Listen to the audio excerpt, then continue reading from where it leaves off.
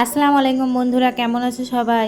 আশা করছি তোমরা সবাই অনেক ভালো আছো। আলহামদুলিল্লাহ আমরাও অনেক ভালো আছি। তো আজ চলে এলাম আবারও একটা নতুন রেসিপির সাথে। দেখে তো বুঝতেই পেরেছো আজকে আমি চলে এসেছি বিফ কাবাব রেসিপি নিয়ে। তো সবার আগে আমি ব্লেন্ডারে দিয়ে দিলাম সলিড মাংস ছোটো ছোটো করে কেটে, তারপর দিয়ে দিলাম গোটা গরম মশলা, মানে গোটা কয়েকটা এলাচ, একটু দারুচিনি আর 3 টুকরো লবঙ্গ। সাথে দিয়ে দিলাম একটু আদা ও রসুনের কোয়া, আর তার সাথে দিয়ে দিলাম 4টে কাঁচা লঙ্কা, একটু ধনিয়ার গুঁড়োও দিয়ে দিলাম। এই তো সবগুলো একসাথে মিক্সড করে নেওয়া হয়ে গেল। এরপর আমি দিয়ে দিলাম 2 চামচ বেসন, আর দিয়ে দিলাম কিছুটা হলুদ গুঁড়ো, স্বাদ মতো লবণ, আর একটু রিফাইন্ড অয়েল। আপনারা চাইলে একটু সরিষার তেলও দিতে পারেন। এবারে আর কি সবগুলো একসাথে মিক্সড সবগুলো খুব ভালোভাবে মিক্সড করে নিলাম। এবার একে একে সবগুলো কাবাবের শেপ দিয়ে নিলাম এভাবে করে। আপনারা চাইলে এভাবে করে কাবাব স্টিকের গায়েও লম্বা লম্বা করে লাগিয়ে নিতে পারেন। যাই হোক, ওদিকে খুব ডাকাডাকি করছে গরম গরম তেল। তো কাবাবগুলো একদম ভাজার জন্য রেডি, নিয়ে গেলাম একদম কড়ার কাছে। তো সেগুলো এখন একে একে উষ্ণ উষ্ণ গরম তেলে আমি ছেড়ে দেব। তবে এর থেকে সহজভাবে কাবাব রেসিপি হতে পারে তা আমার একদমই জানা নেই। আমার মনে হয় এটাই একদম সব থেকে শর্টকাট আর সহজভাবে কাবাব বানানোর রেসিপি।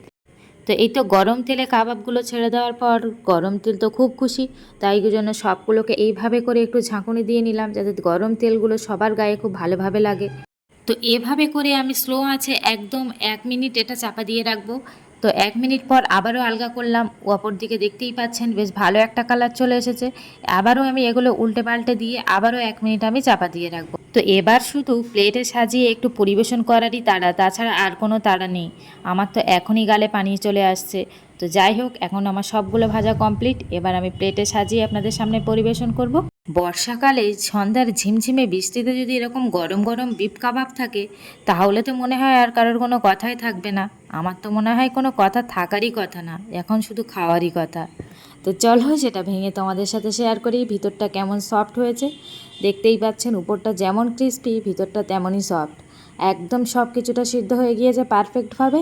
আর দেখতে যতটা লোভনীয় লাগছে, খেতেও বেশ ততটাই টেস্টি। তো একবার হলে বাড়ি এইভাবে পদ্ধতিতে একদম শর্টকাটভাবে কাবাব বানিয়ে খেয়ে দেখো। আশা করি এত সহজভাবে আর কোনোভাবেই কাবাব রেসিপি হতে পারে না। আর স্বাদে গন্ধে দেখতে তো মাশাআল্লাহ, একবার হলেও বাড়িতে বানিয়ে খেয়ে দেখো। আর আমার জন্য দোয়া করতে একদম ভুলো না কেউ। আল্লাহ হাফেজ।